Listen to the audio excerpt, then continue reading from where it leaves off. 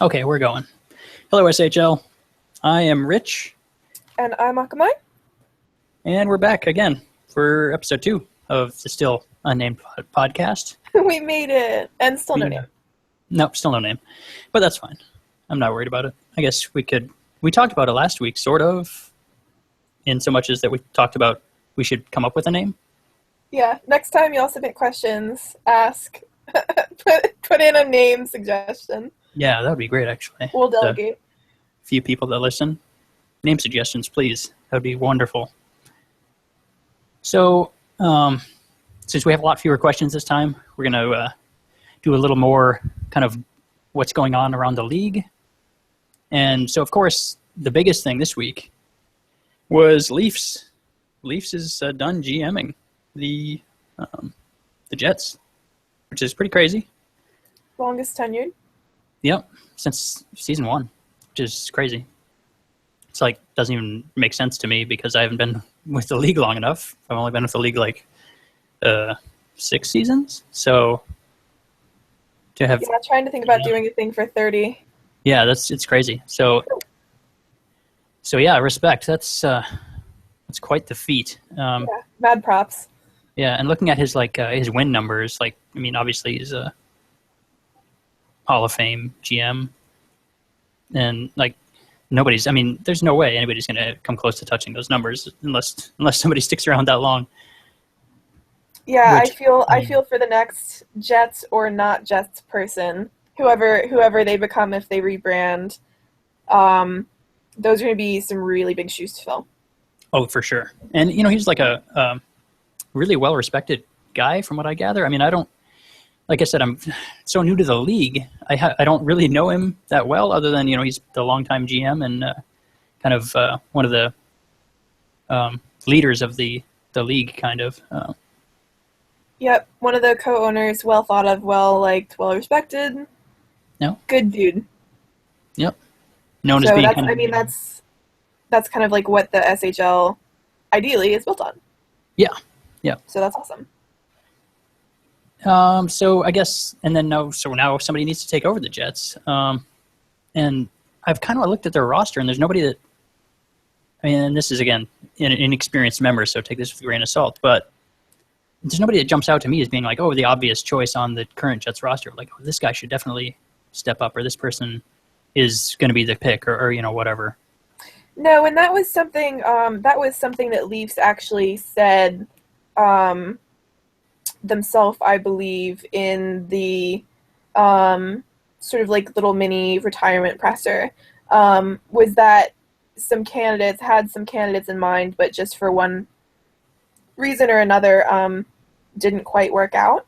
So I think that somebody who takes on the GM role is going to have to be somebody with sort of that, I don't know, maybe that's the wrong term, but like a really dominant personality to sort of spice the team up.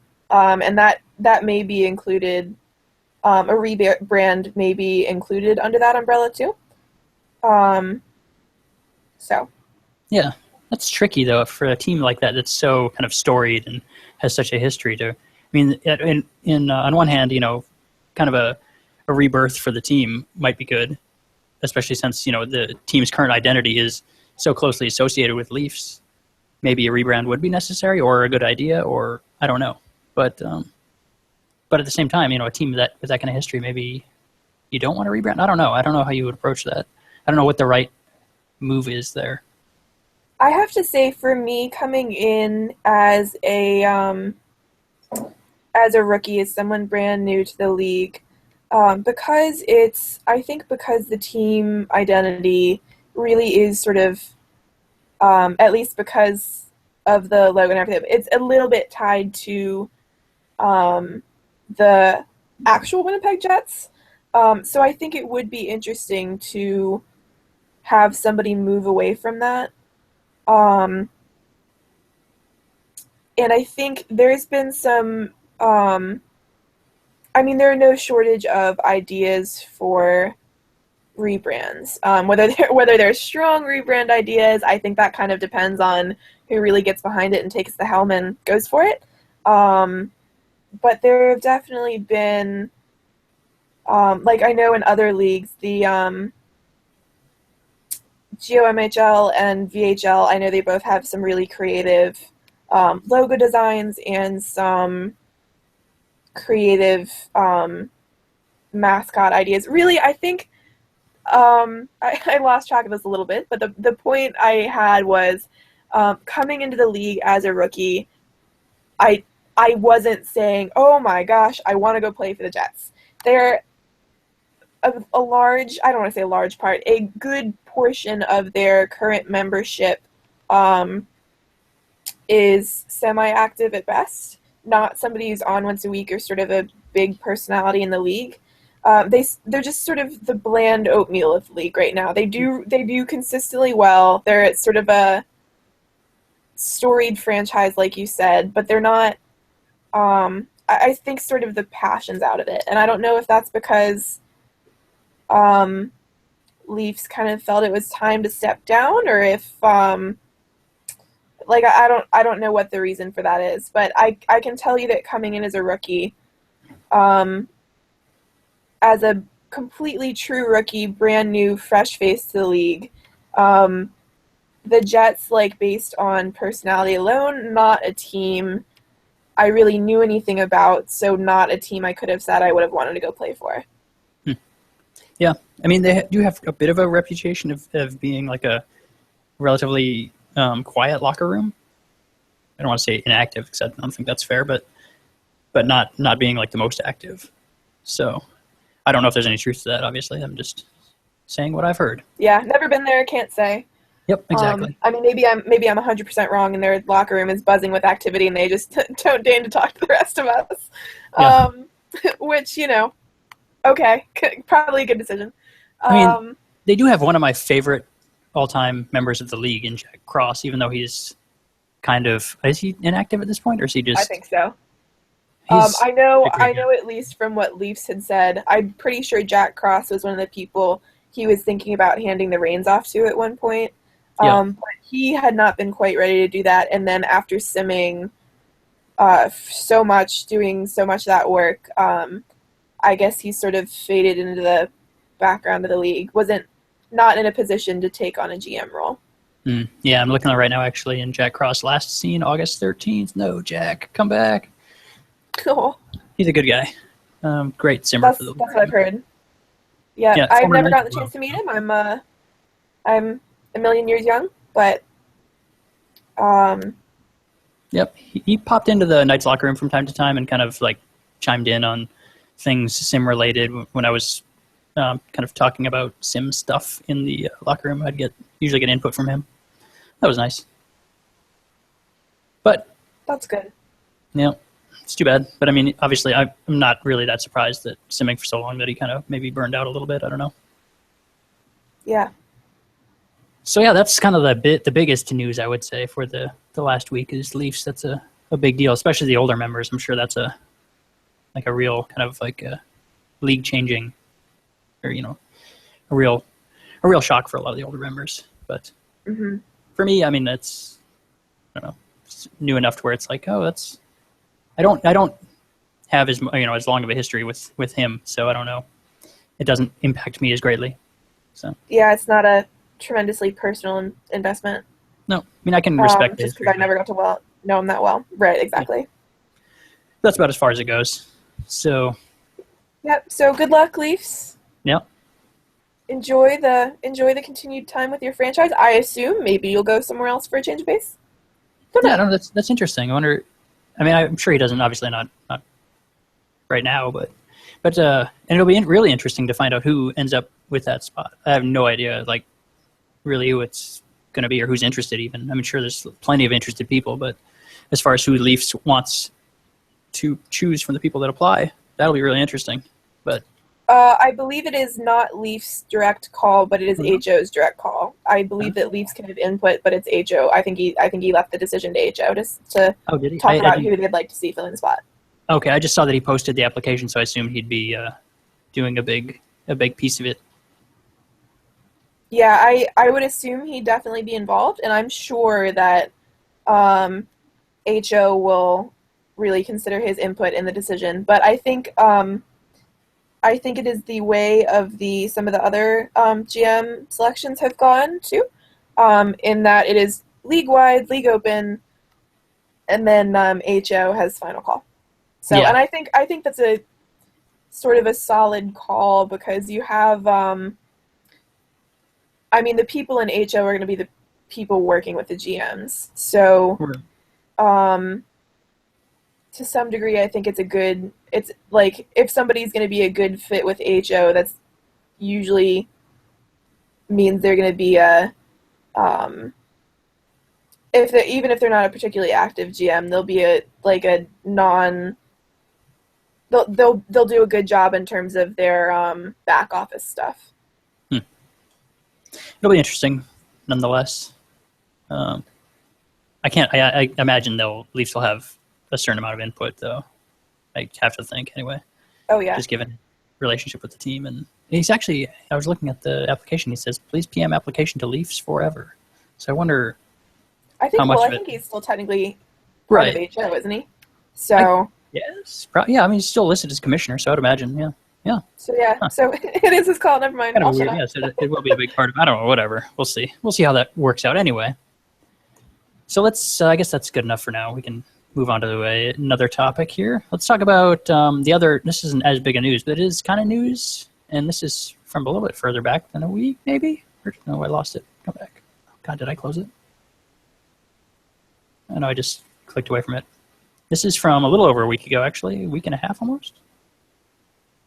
Oh, almost 2 weeks now, actually. So Raven's stepping down as SMJHL Simmer.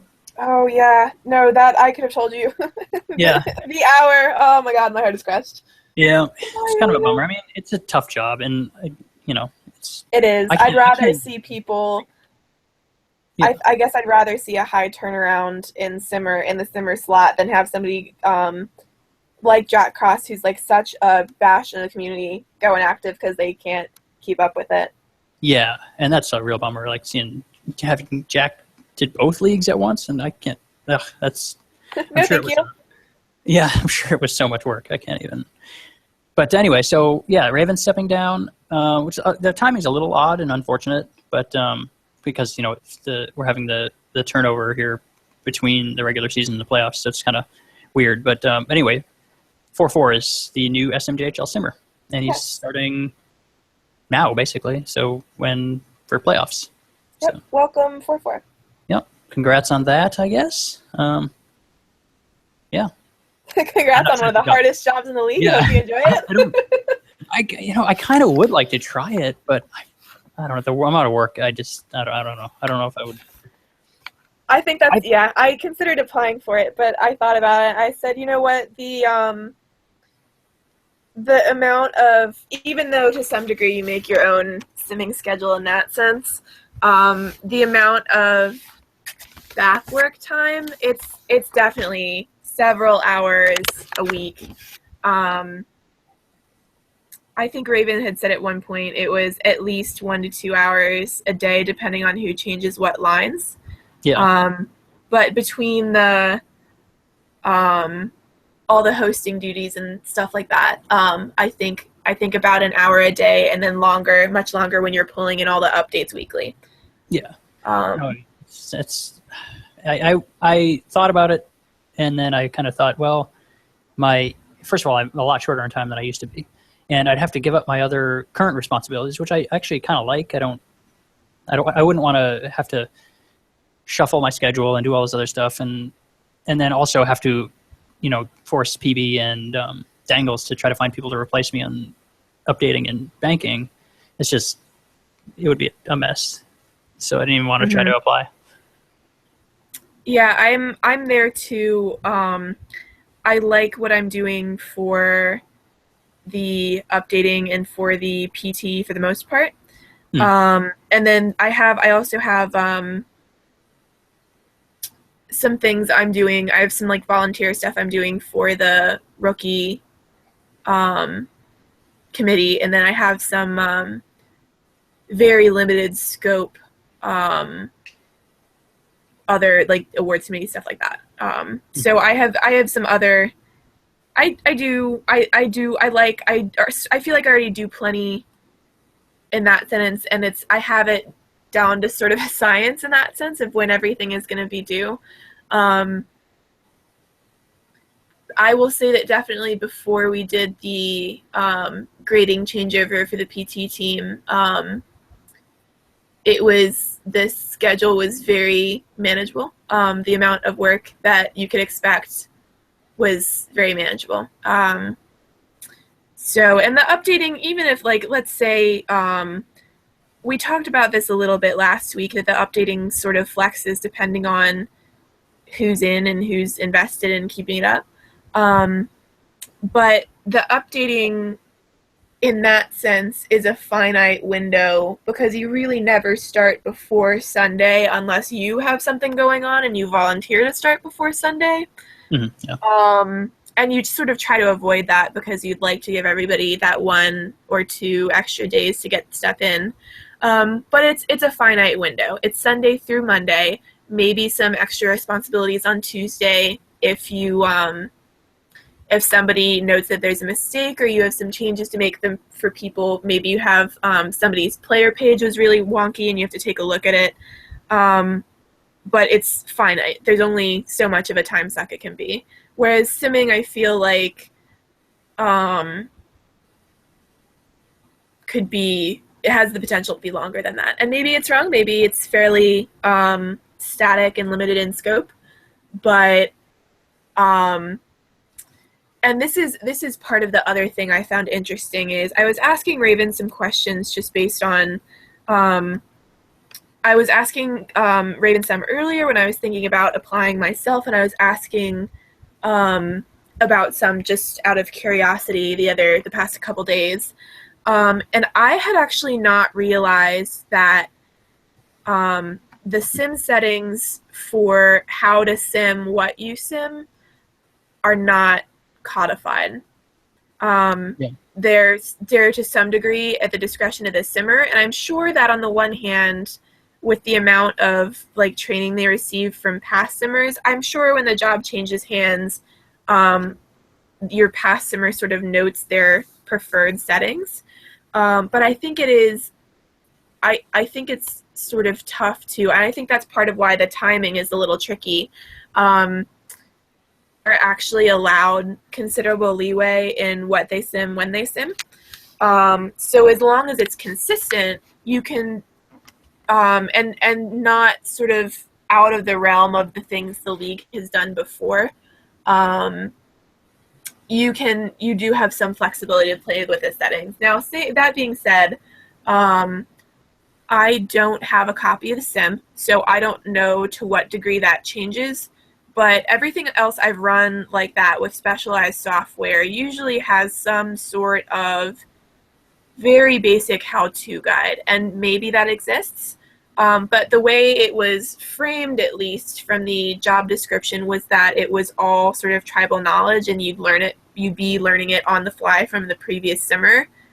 That to me seems fraught with difficulty. I think that sounds like a labor of love, but a Herculean effort. Yeah. It's tricky. And what you can do though is you can just move the regular season file over to the new simmer, and then just continue kind of where they left off. I think playoffs is kept on a separate file though. Though I guess you could also send them the previous playoffs file. I've done a little bit of. I haven't messed with settings really. All I've done is kind of moved players around and tried some different line combinations. But it just moves pretty seamlessly from regular season into playoffs. It does create new output files, but in terms of the actual sim file itself, the league file, it's the same. Okay. So hopefully they'll mostly be kept then. Yeah. And that's for me anyway. It's kind of a selfish concern because the Knights are so good this season. I don't want them to get messed up. I'll definitely admit that's part of it for me too. And I don't know. I don't know what the plan is, but my hunch is it won't be an issue. It's just going to keep going. At least that's what I would assume is going to happen. There's no reason to go in and just completely change everything up like this, but like that kind of just because we're turning over a simmer. But I don't know. It could just be concern for no reason. It could just be us being worried like about I nothing. said, I haven't worked with that particular software. I do. I'm a swim coach offline, so I work with multiple different specialty swim softwares, and then some other sort of athletic training kinds of softwares. So and every one of them has been sort of okay, this is how your particular club, organization, however, this is how they have it set up. So I guess if it's as simple as a file transfer, then it really doesn't matter in that sense what your settings are. But I don't know. I think it's interesting, and to me, just obviously layman's, I don't know anything. But to me, I think it would be absolutely nerve-wracking to take the job on just point blank. Here you go. Good luck. Yeah. No, I'm sure there's got to be some kind of turnover. I mean, I know with Jack spent a lot of time working with the new guys, with Raven and with JY. I don't think I have access to those forums anymore, but there was when I was still GMing in Kelowna, there was like a simmer section that had a bunch of stuff in it. I didn't really look through it, but I know Jack was posting stuff and posting little tutorials and things in there. Okay, that's good. Then maybe there is a sort of a codified.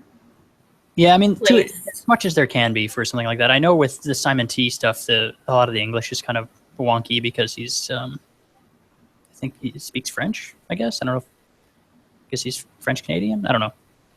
So his English is kind of weird, and I know getting answers from him is awkward. I remember when Lil got a copy of the sim, she was missing like a digit in her key, and got like a weird interaction trying to get that straightened out. Yeah, I've heard that getting like answers from the Simon T is pulling teeth. Yeah. So, though to be fair, the league really wasn't designed for the simulator. Really wasn't designed for what we're doing. I think.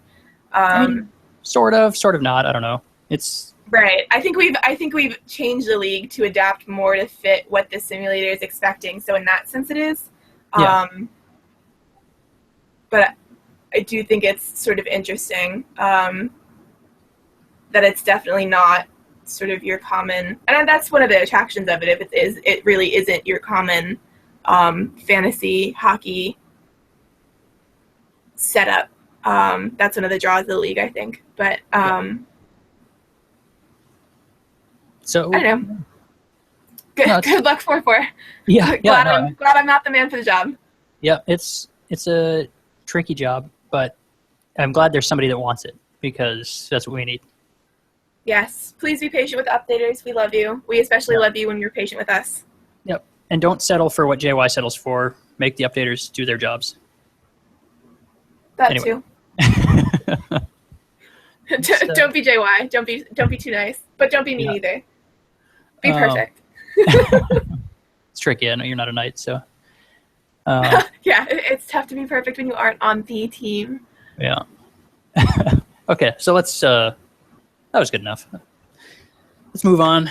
Let me check our time really quick. Okay, we're doing pretty good. All right.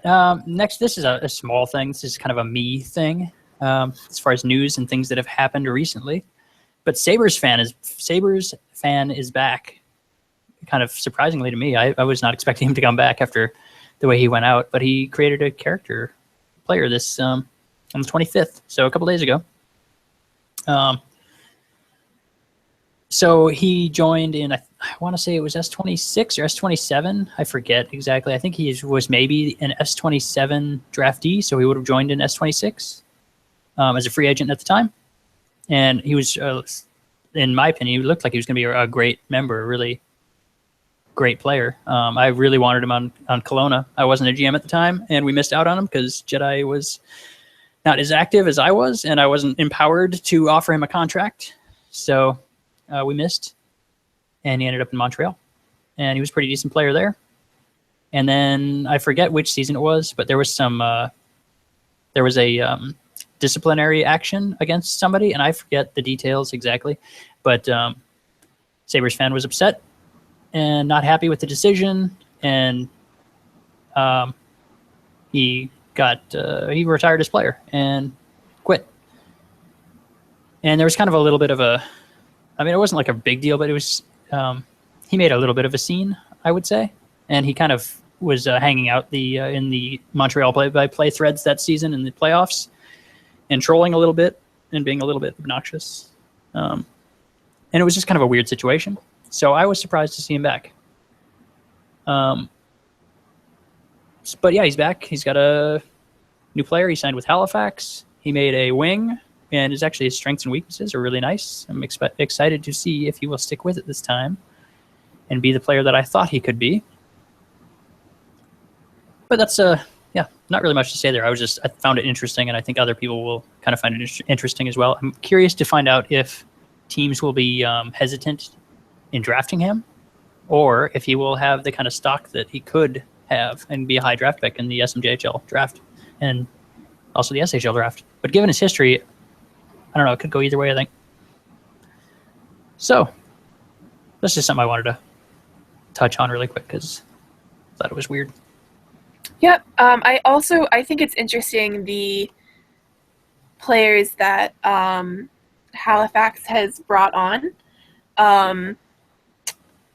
This as both in signing free agents. I think it's interesting that they look to be at least really making a shot at a great playoff run.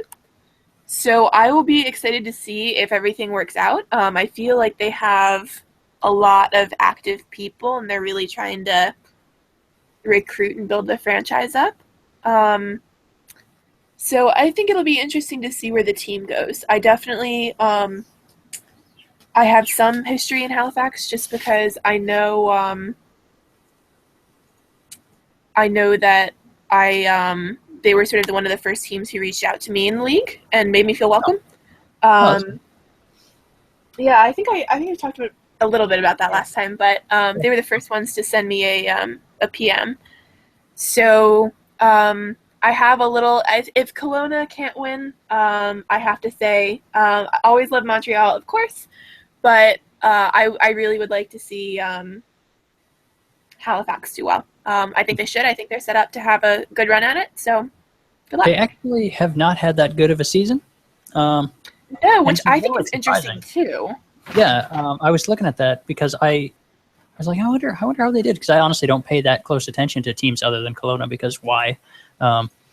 And yeah, they're not that great. I don't know if their roster looks all right, just looking at their TPE counts and their current players.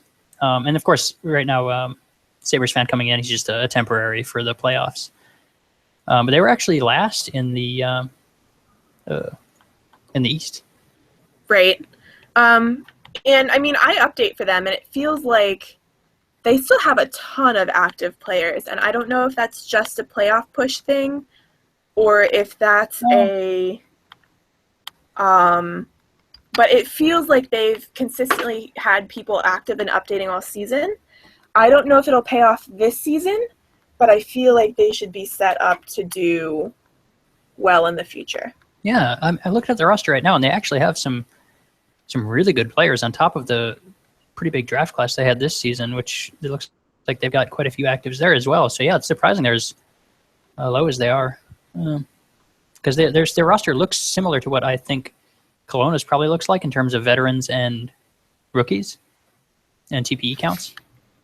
Yeah, just looking at it objectively, I kind of feel like, and obviously I don't know this for sure, I've never done it, but it feels like it must be a sort of a bad luck with lines or chemistry problem.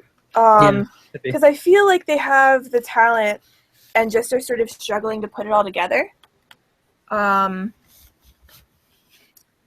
So it'll be interesting to see what happens come playoffs.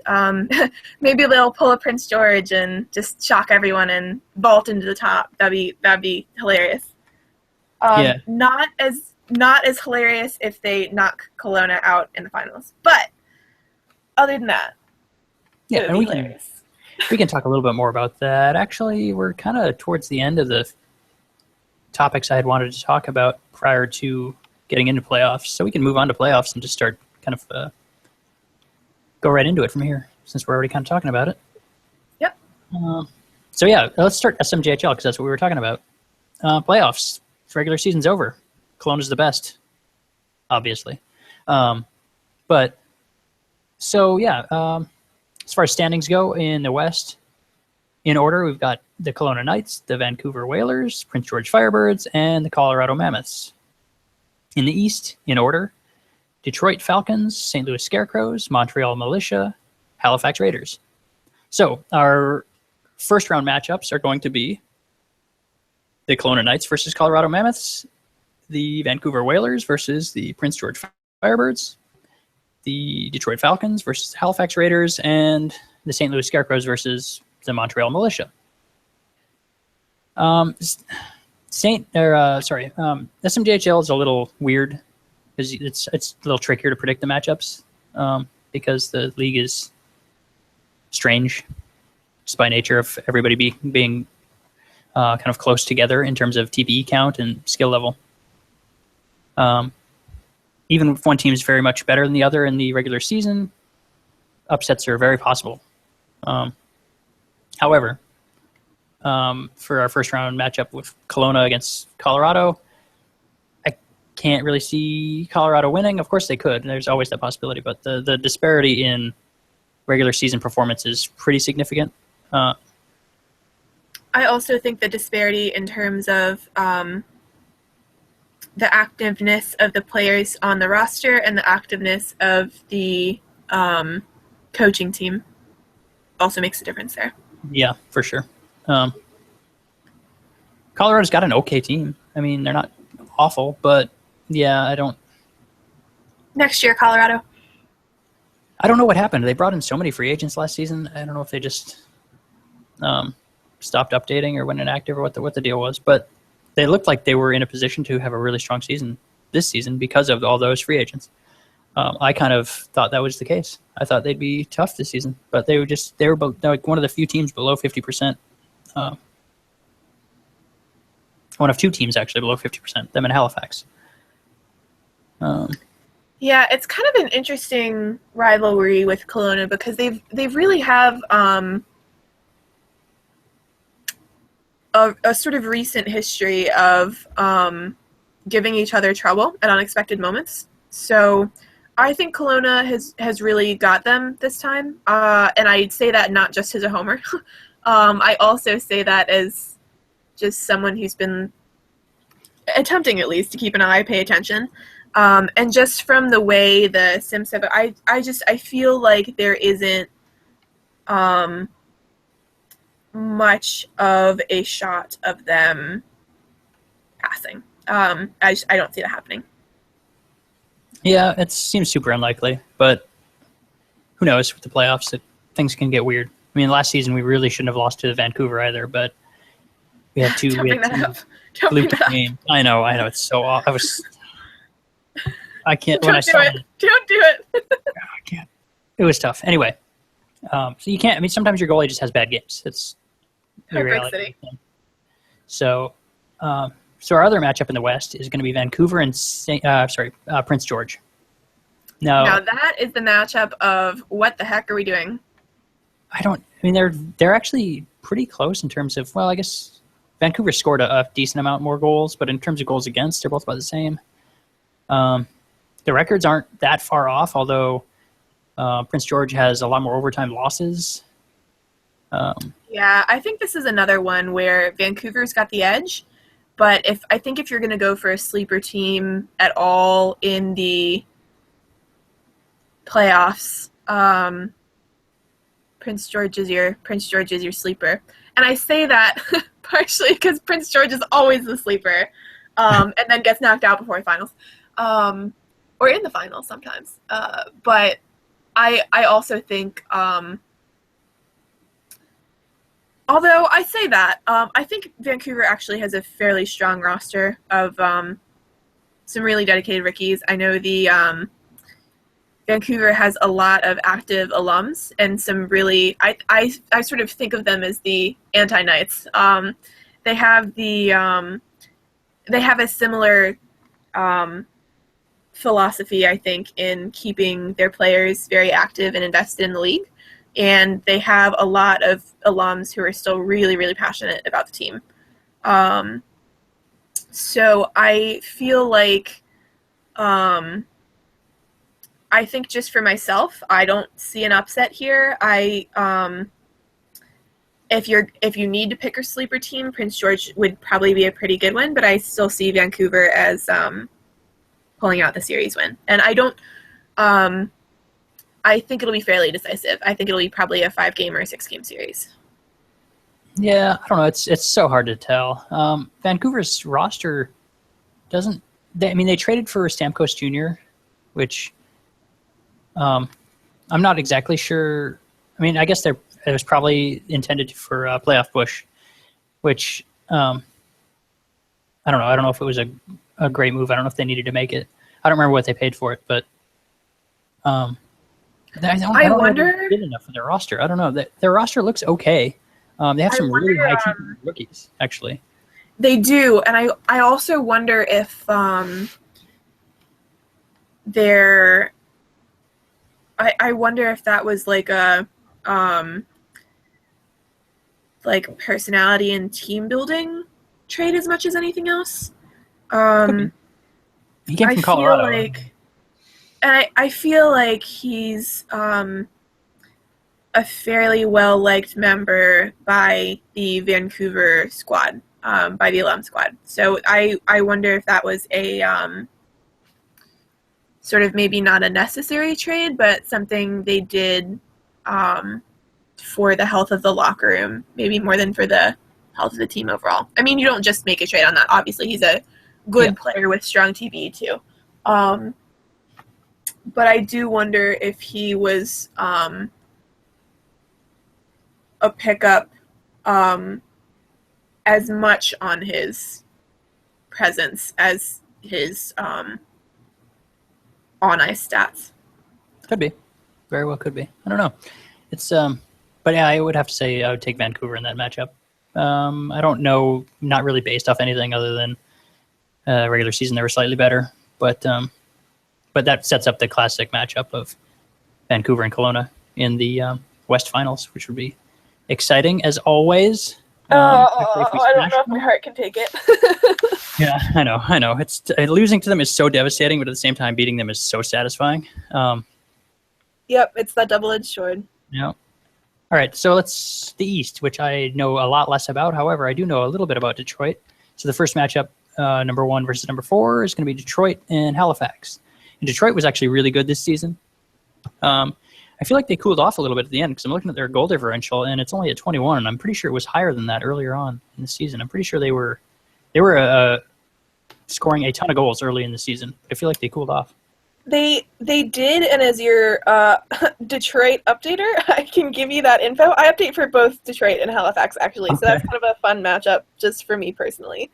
Because I feel like through updating, I know like some of the the TP, like who the chess pieces are. Mm-hmm. But I can tell you that I've updated Detroit for 2 seasons now, going on 3, just because I stepped in and did some backup for Detroit when I was brand new, and there was an updater who was not as active, who was in charge of them. Oh, weird. That doesn't happen. Yeah, and by some coincidence of fate, each of the 3 seasons I've GM'd, oh my god, no. Each of the 3 seasons I've updated for them, there's just before playoffs, there's a week where I get maybe 4 or 5 updates, and that's it. And so last week was the week. That was the week. I only had 5 people to update, and that was it. And compared to Halifax's roster, if you go into the player update page, I can't do math that small that faster in my head. So I don't remember exactly how many players per page it is, but Halifax had a full roster page of players to update, and then had half of the next page too. And that was the most updates at a single, 3 seasons in a row. So I feel like update period that wasn't like preseason or off season. That was the most I've ever done in a single stretch for a single team. So I think I don't know that it will matter for playoffs. I don't know that it's sort of like, I don't know how fast Detroit's cool-off rate is and if it'll mean that Halifax sort of has a shot to sneak past them. I don't know if Halifax's update rate will be fast enough to pass Detroit on the flip side of the coin. So I think that has the potential to be either a fantastic matchup where it's really close and the sims go really well and it's tight, or a blowout. I don't see it being a sort of a middling series. Yeah, I have to go Detroit. And I don't think they're that good because they're a one-line team, really. That top line of Tuhoots, Ullman, and Burkus is a monster. Yep. And I don't think Halifax can handle it. You need a team with a lot more depth than I think Halifax has to beat Detroit, because you're just not going to beat the top line. Like, I don't think anybody in the league has. Halifax's, unfortunately for them, Halifax's depth is all in their rookies. Yeah.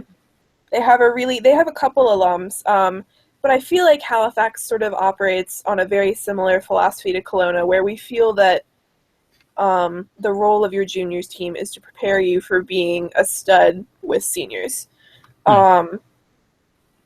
So I feel like they don't necessarily make decisions based on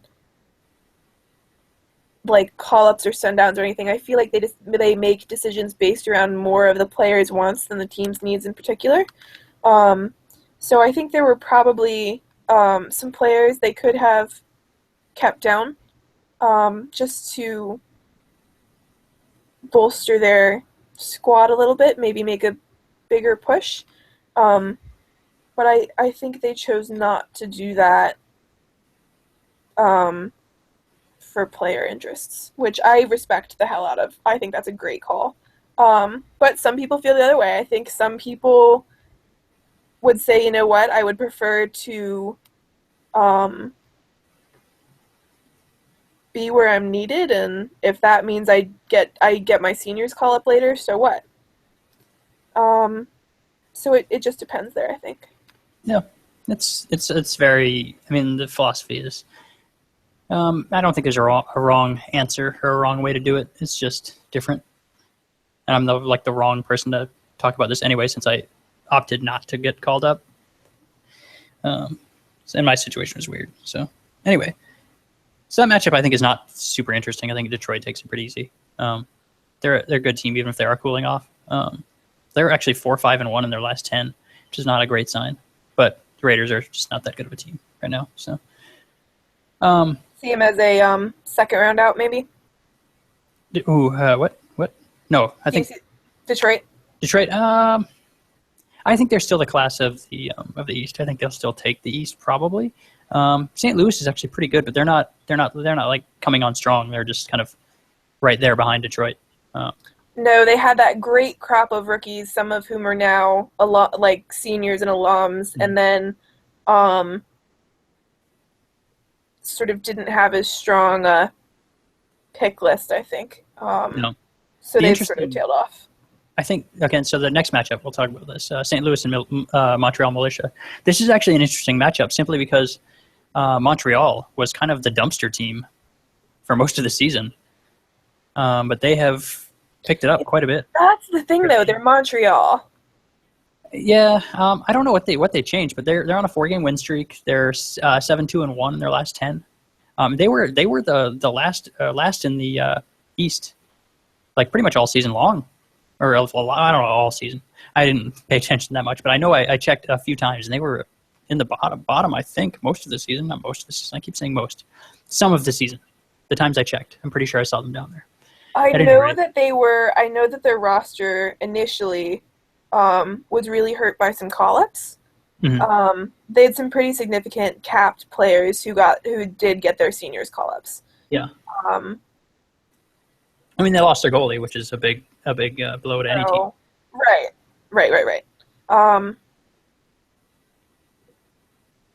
So But they are a team that keeps people active and typically has a lot of active players. And they are. I think that's the strength of sort of the culture of Montreal is they've yeah, built a loud, proud locker room. yeah, it's Whether or obnoxious. not you support the logo change, they do have that history of a strong franchise. Yeah, and that shows when you see a team surging kind of towards the end of the season. That means their rookies are starting to develop into players that are having an impact, pun intended. And so yeah, Wow. obviously they're having Sorry. So yeah, you're going to see a team like that surge towards the end of the season because their rookies are becoming players that are going to do stuff on the ice. They're going to hit that 230 to 250 mark and start producing. So yeah, that's an interesting matchup. I don't know. I would have to favor St. Louis slightly. I think they have a stronger overall roster, but the way that Montreal's come on, I don't know. Yep, I agree. I think that one has the potential to be good. But again, looked at that way, it's the juniors. It's always crazy. It's So always anything could happen. That's the one rule of juniors that's always applicable. Yep, super volatile. I have no idea what's going to happen. I mean, you can kind of pick, but I mean, there's only so much predicting you can do. I mean, there are occasions where they have a team dominant enough where it's a pretty, you're going to pick the right team. But I don't know if we necessarily have that this season. I mean, the biggest disparity is Kelowna and Colorado, but I still don't feel super confident. The head-to-head matchup in the regular season does not favor Kelowna, but No, it doesn't make sense to me. I would have to look at the schedule and see when they matched up, see when the games took place, to see the circumstances, goalies, and so forth. Before I but that doesn't, I don't know what that means. Like, I don't know what that head-to-head record means. So, Yep.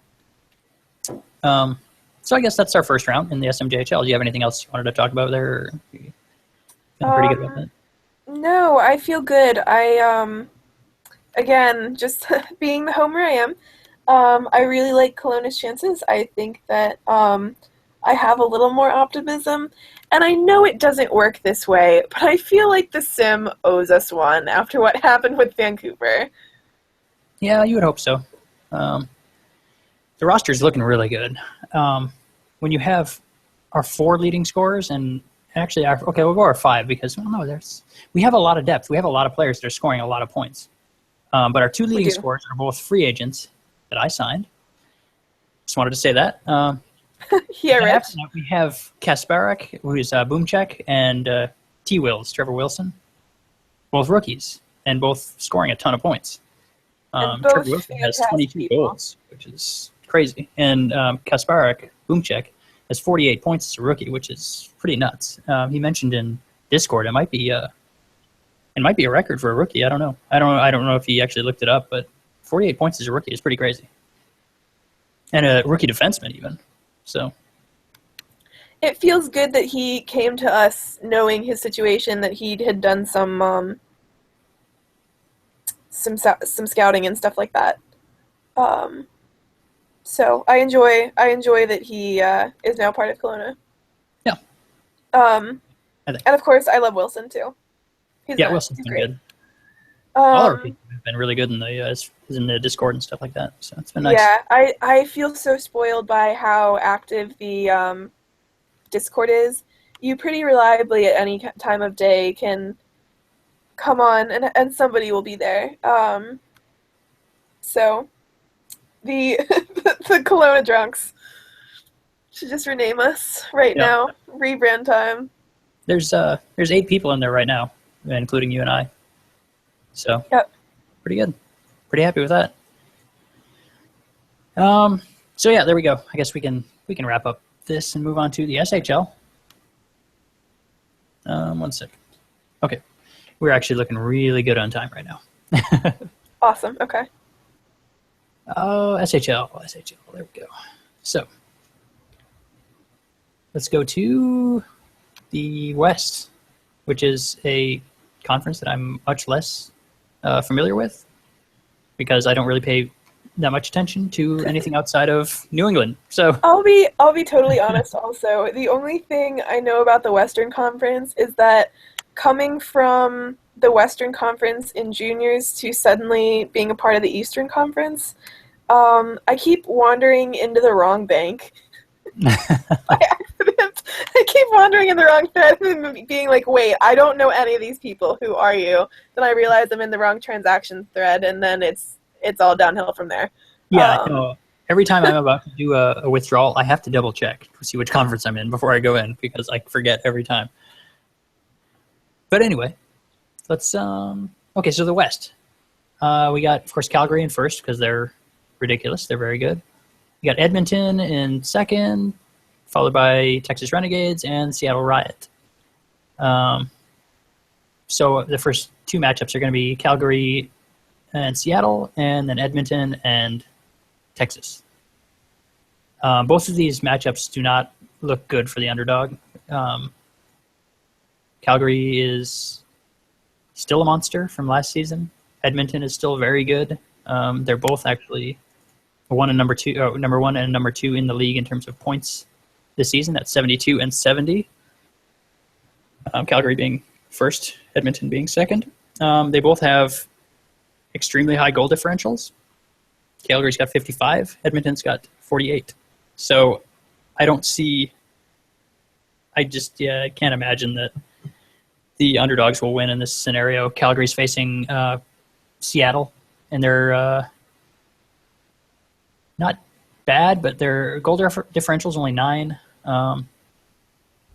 It's such a huge disparity. And similarly, Edmonton 48 goal differential against Texas with only a 3 differential. It's just a huge disparity. I just can't imagine that there will be an upset. I mean, there could be, of course. Certainly could be. But if I was a betting man, there's no way I would bet on the underdogs in either of these matchups. No, and luckily here, everyone gets to be a betting man and bet with their TP. So, and I have to say that despite Seattle screwing literally everyone in weekly predictions, Wynn, in fact, matched up with Calgary. I still think that Calgary will have the edge. I had them going 5 games because I think that Seattle has the potential to once again squeak out that one. But for myself, yes, I have Calgary to. I actually have Calgary to maybe see a repeat, and I know that's very, very hard to do. They're really good, though. They're really good.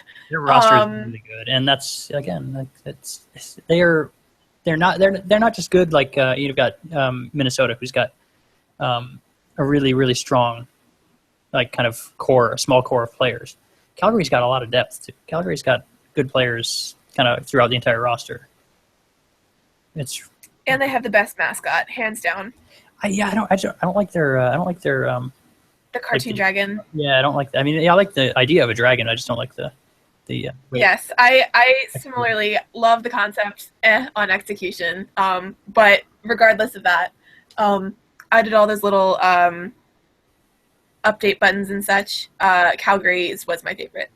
Oh no, they were fun. Okay. It's fun. I think they have one of the most creative logos, even though dragons have nothing to do with hockey per se. That's fine. If a dragon went onto the ice, would they kill it? Well, as we can see with Calgary, yes, they do. Yeah. So, and what was the other matchup? Edmonton and Texas.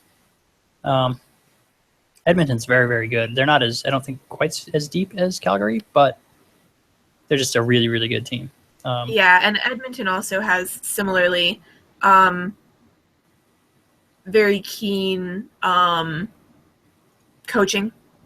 Though it'll be a little different, maybe without Tez behind the reins. But Jedi has won before in juniors. So definitely has the potential to coach the team to glory another time. I'm sure he's probably still getting input from Tez and such. But I do think it'll be interesting to see a couple seasons down the road where they are, because I feel like I think regression is going to hit them like a wrecking ball. I do. Yeah, no, I agree with that. Sure. And I don't know. Again, I've never worked with picks and such. I just don't pay that close attention to it. So I don't know how their pick future is looking. But I don't have a memory of strong players from the previous few draft classes going Edmonton's way. Yeah, I don't know. I don't know. I mean, yeah, they're probably going to be in a rough shape in a couple of seasons unless I guess they do have some pretty good guys. They got like Alucard, who is a Knight. They got Scholes, who is a Knight as well. Both pretty solid players within my draft class. So they've got some guys coming up. They've got Toast for goalies. They've got a bit of a young group that can be kind of the core for the future. But as far as right now, they're set up perfectly for winning right now. Yeah. But when you look at Texas doesn't have a bad roster. They don't have a particularly great roster either. They've got some really good players, but I can't see them beating a team like Edmonton, I don't think. No, and they, I believe, I can't remember if I have this positively right or not, but I believe they were matched up against each other last season too, and it was, I believe the way the series went was Edmonton was up 3, and then Texas tried to make a strong comeback and ended up getting 2 games up, but then went out in Game 6. And I could see that again, to be honest. I don't see a ton of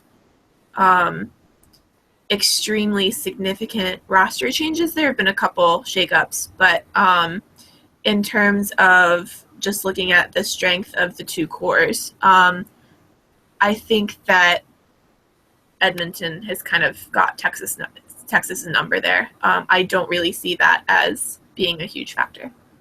Yeah, no, I think both the series look basically the same, whereas the favorites are extremely likely to win. The underdogs may be able to keep in the kind of in the matchup with some roster fuckery with their lines, but I don't see them winning. And they may be able to take a game or 2, but yeah, I don't think so.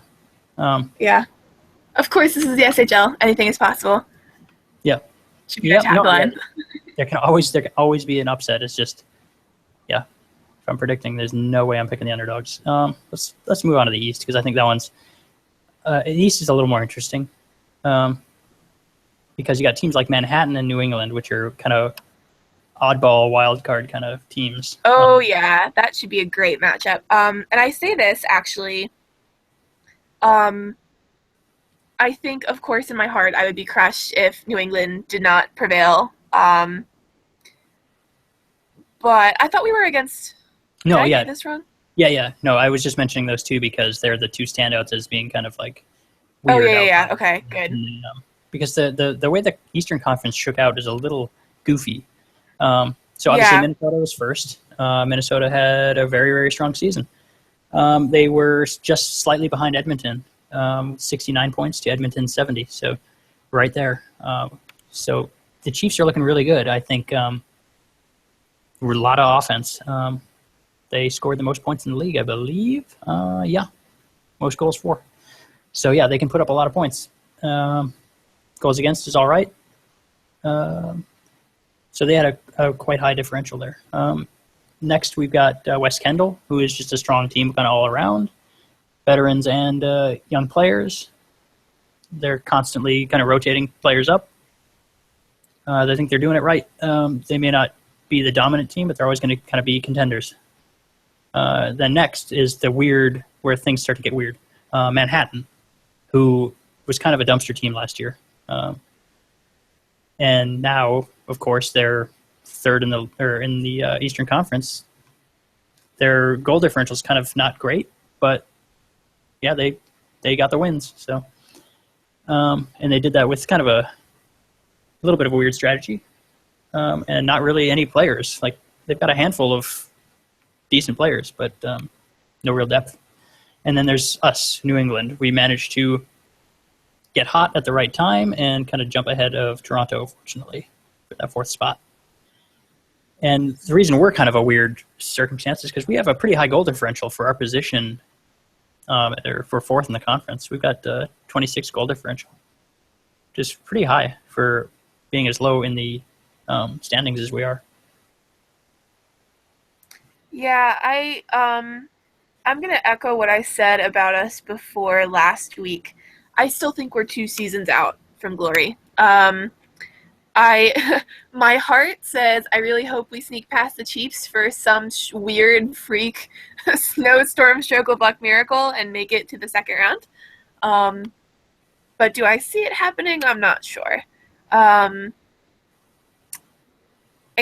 I also feel like, see, this is the other thing that I think makes the East so interesting.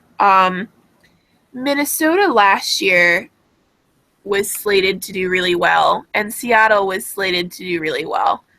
And then neither of them really performed up to their hype. So I think that has the potential to be good. Yeah. It's weird. I was actually just looking, and I think we're 2nd in the league for goals against, which is surprising for me. Anyway, I didn't realize we were doing that well in goals against. But yeah, the matchups are goofy. And I when I did my predictions, I chose the Chiefs over us for a couple of reasons. Partly because if we win, then great. But if we lose, then at least I get something. It's a little bit of a a little bit of TPE out of it. Yeah, I've been there. So, but yeah, I mean, we could definitely win that matchup. But again, if I'm predicting honestly and seriously, I don't think I would take us over the Chiefs. They put up a ton of points, even if we are, really good at not allowing goals. They are very, very good offensively, and that's always tough.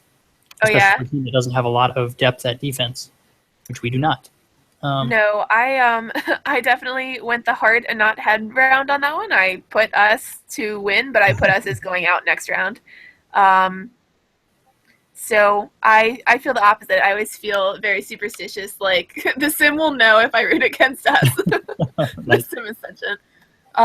Yeah, it's like I said, if I was betting seriously, I would probably pick the Chiefs. Same thing with the next matchup, the Manhattan Rage. I feel like, I don't know how they're doing. I mean, I guess I kind of know how they're doing what they're doing. They're playing their top players a ton of minutes. McZ.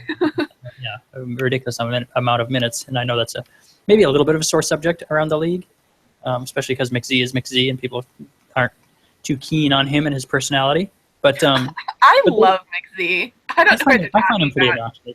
He's so odd. He's very much about him, and that bugs me, and I know that bugs a lot of other people. It's unfortunate that kind of thing is going to affect the MVP voting, but it's whatever. It is what it is. But anyway, Manhattan overperformed and put themselves in a good position. They're third in the conference, and so that puts them up against West Kendall. But I also think that puts them against a team that is going to beat them pretty handily, because I think West Kendall has the depth that they can field a top line that can handle the top players in Manhattan. And then the rest of the team is just pretty good. Outscore them. Yeah, I feel like that too. Yeah, the issue for me is the goalie, because West Kendall has a rookie goalie in I forgot his player name. Lewis Flood. Yes, there we go. And so that's the kind of the wild card there. If he performs, if he does good enough to keep them in the games, I think West Kendall will win. Agreed. So both these matchups are just kind of wonky, kind of weird, especially that one. But I would again, in both of these, if I was betting seriously, I would pick the favorites in both of these matchups too. It's kind of a cop out. I will say that however it shakes out, the West is going to win the cup. I just don't see the East as being strong enough to take whoever progresses of who I personally think is me, Calgary or Edmonton. I see maybe Seattle's a really weird wild card. But I think the West is going to take it this year, this season. And I don't really see a shakeup happening. Again, anything could happen, but that's where I am, and I think. Yeah, I tend to agree with that. The West looks really strong with Calgary and Edmonton on top. They are very, very good teams. The Chiefs are right there, but Calgary and Edmonton. I think so too, though. I think they're one more season out. I think they're close, but I don't see it happening this season. And maybe that's maybe I'll be proven wrong and be looking at the Chiefs banner for the next season. But I don't think so. Calgary and Edmonton are both sort of storied rosters. The Chiefs are the up and comers. Yeah, that's true. I just see it going to the more seasoned group. Yeah, I think that's fair. I think I would agree. So yeah, that's our first round for the SHL. That pretty much covers that, I guess. We'll get to, I don't know how far in. I didn't look at the sim schedule. I think I saw JY posted. Did I not? Am I confused? Or did I see the 4-4 post the SMJHL sim schedule? Anyway, I don't know if we'll be in the second round next week, so I don't know if we can talk about that next week or not. Of course we can talk about it. We'll just complain. Well, we can talk about it. Yeah. So, yeah, and it kind of depends on how play-by-plays go, I guess. Are we doing what we did last season, and where was elimination games, or was it game 5, 6, and 7, or I don't know, whatever. I'm not sure. You'd have to ask. I'm not going to. Yeah, no. Yeah, I'm not sure. But yeah, we'll find out when the PvP schedule gets posted, I suppose. Yep, I think it did it already. It doesn't matter. I don't want to get into that. Let's not. No, it's fine. So, do we want to get into questions? Because I know we're over an hour already, and we do have some questions. I don't care personally. It's just kind of a matter of whether or not people are going to listen to this and whether or not we're going to get paid for it. So, why don't we do Jenny's and then we save, or actually, why don't we do the ones that are relevant to this particular, let's do the Clardy. We kind of answered the Clardy one about Leafs and that we don't know him. Right. But we could do Jenny's could be answered at any time, so we could do hers next time. And then some of Clardy's, the Leafs one is sort of time sensitive. The playoffs one we really already answered. And then we skimmed a little bit over the GM job, but so we could do do we want to do maybe just Clardy's and save Jenny's for next week? We can do that. I think so. Yeah, let's do that. Okay, so Clardy, we already did the Leafs.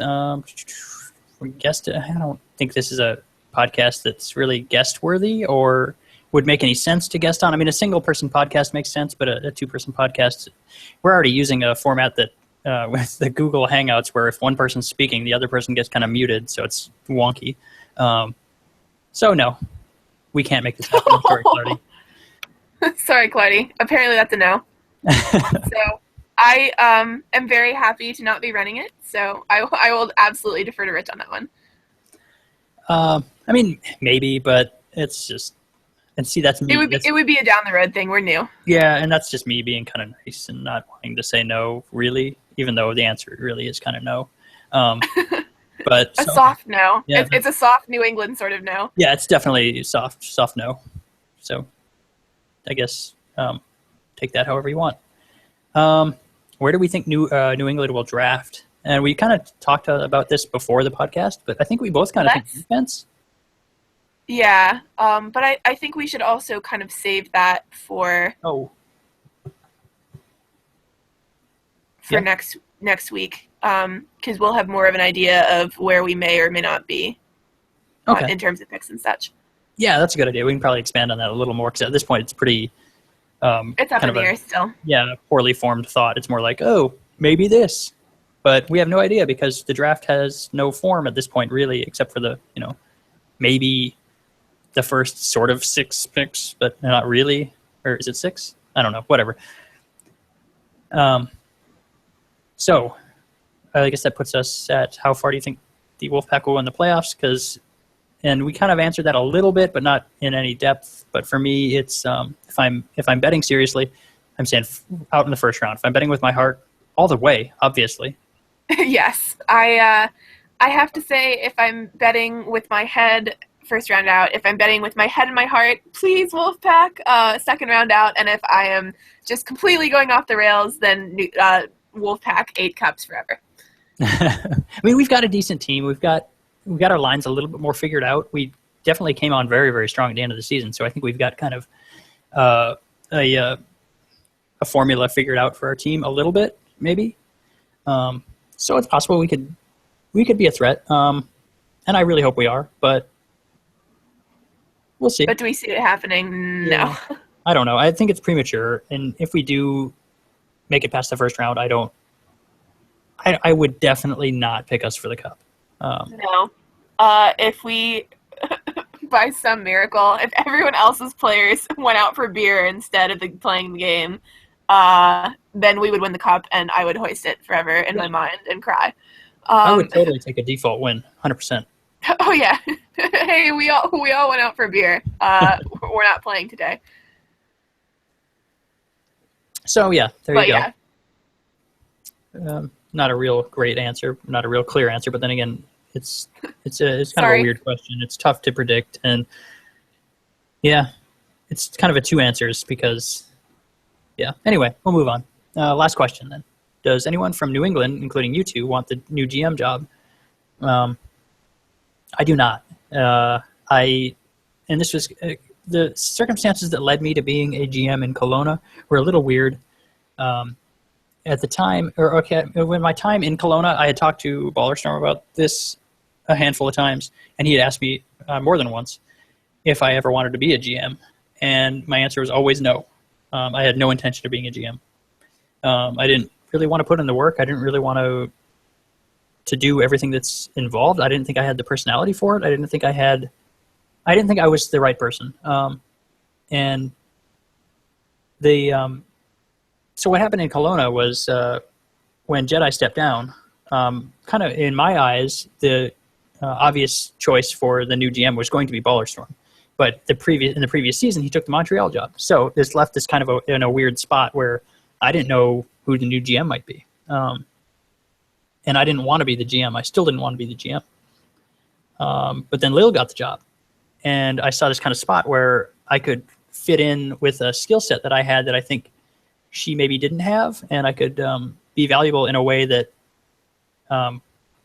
would really kind of let me use the skill set that I have and not have to do the things that I didn't think I was equipped to do. And the reasons that I didn't want to be the GM. So I could kind of be the behind the scenes, helping players with their builds, teaching them how to do update threads, looking at lines, kind of tweaking things, not having to deal with the other GM's trades and drafting and that kind of stuff. I can scout, I can work player builds, I can work lines. I can just be available for the more technical parts that I think I'm suited for. So I don't want the new GM job. I never really wanted a GM job, but I ended up with one. And I still don't want one. I just loved the Knights. That was another big part of it. I loved Kelowna so much. I wanted to continue to be a part of the team, and I saw kind of an opening where I could be a part of the team after no longer being a player for it. And so that's kind of what happened there. So I don't want to be a GM. I don't want this new GM job. The end. Well, I will say for me, as most of you probably know, did a while back apply for the Kelowna spot when it became open. And I really, really want it. I do for sure want to GM in the league at some point. That's definitely one of my longer term goals. That said, it opened and I gave it some thought, but I don't want to, first of all, I'm not ready for either time stage, just knowledge of how the drafting and the trade and the leagues work. I'm really not equipped to GM a seniors team. I think that's the team where it matters, and I think that's the team where you really have to know what you're doing, basically. And I'm not equipped to do that. I've never done any fantasy drafting or trades, and to be honest, I actually don't think I'd be very good at it. I really like the idea of doing a lot of the, I guess you could call it the high touch side of GMing. I want to be the person who is always available for questions. I want to be able to, the person who, sort of like you had said, Rich, I'd like to do the scouting. I'd like to do the player training. I'm open for sure to getting a copy of the sim and doing some build testing and line testing. That all is extremely interesting to me. And then the other side of it, it's something I'd like to learn, but it's not something I'd like to learn in seniors when I'm sort of playing with people's longer careers. And it's certainly not something I'd like to do as the head. Would I be interested in becoming the co-GM? Also, no, but only because I love being part of the Wolfpack. And I don't really relish the idea of trying to build a brand new team. Not a brand new team, but a team with a lot of inactive people or like semi-active people, trying to sort of raise it myself. When most of my friends are split between West Kendall or New England, or some more sort of scattered about the league, some in Seattle, some in Portland, sort of various places. But I don't want my player to be away from New England. That's not the image I had in mind for him. Would I be open to it with a future player? We'll see. I mean, it's a timing and circumstance thing of where you go, and I'm sure that most places in the league would be very welcoming. I'd be open to playing for West Kendall for sure, Calgary maybe down the line, but definitely with Tallow, I'm a New England lifer. I'm not going anywhere. So for a seniors team spot, definitely not. GM, co-GM, whatever. If a juniors co-spot were to open up with somebody that I really sort of would like to learn the ropes from, that would be a dream come true for me. I would sort of be interested to see, and I before I said I didn't really have any person, well, like one particular person in mind for the. I would actually love to see Baller go into Winnipeg. I don't know if that's something he's even interested in. I bet he is interested. But I don't know. I would guess. Again, I would say he probably is. Yeah, it's hard to say. So to answer the Clardy question, no. Am I open to a GM spot somewhere else, particularly in juniors? Hell yes. But probably not in seniors, at least not at this point. I really like where I am, and I'm happy. If there were to be triple GMs for some reason and I could learn sort of the ropes from Lil and Eggy, I would basically kill to do that. But I'm happy where I am. I like it. I don't want to go anywhere, even for GMing, even for the goal. I really thought about it, and I thought, what's important to me? And it's important to me that I spend time with my friends here. And it's really important to me also that I don't sort of either me split away from the group, or what would really I would feel awful doing would be to sort of split up our group in terms of where they end up. So I guess that's my answer. So no, thank you. And I don't think, to answer the other half of the question, I don't think anyone else from the Wolfpack wants the new GM job either. Yeah, I was just looking at our roster. I don't think. Yeah. like we've got the people that I would suspect might be in a position to actually get the job are, we've got 2 recently stepped down GMs and then 2 recently named GMs, and then that's kind of it. Like, I don't think anybody else is really in a position to make a case for themselves as a GM. So. No. I don't see anybody else being ready to take that on. So, I mean, you never know. Maybe I'll be surprised and I'm like, oh my god, it's you and you're perfect for the job. But I don't think so. I'm pretty sure no. Yep, sounds about right.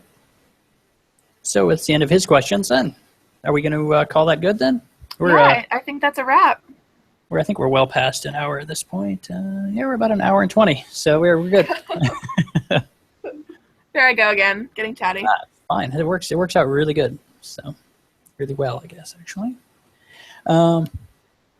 Let's call it then, and we will pick it up again next weekend, hopefully, for a 3rd episode, if you're still willing. I enjoy it. Yeah. So. Yeah, no, it's definitely highlight of my weekend. I really I was so looking forward to it today. Cool. So yeah. That's good. Yeah, we will, for the people who listen, I don't know how many of them there are, how many of you there are. So those 4 people. Right. We didn't see a whole lot of feedback on the last one in terms of like, oh, I listened. We heard, I got a couple of people in the New England Discord that said they listened, but it's hard to tell. But for those of you that do listen, thank you very much. We will keep doing it because we get paid for it, but also because we value our listeners so much. Do we? Do we really, though? I do. I don't know about you. Maybe you I do. don't. No, I do. Oh. I do. So, yeah, we'll see you next weekend with maybe some more questions. I know we've got some from Jenny, and then hopefully we've got the second round of the playoffs we can talk about, and then maybe some more league news we can talk about or something. But, yeah, we'll see you then. Bye-bye.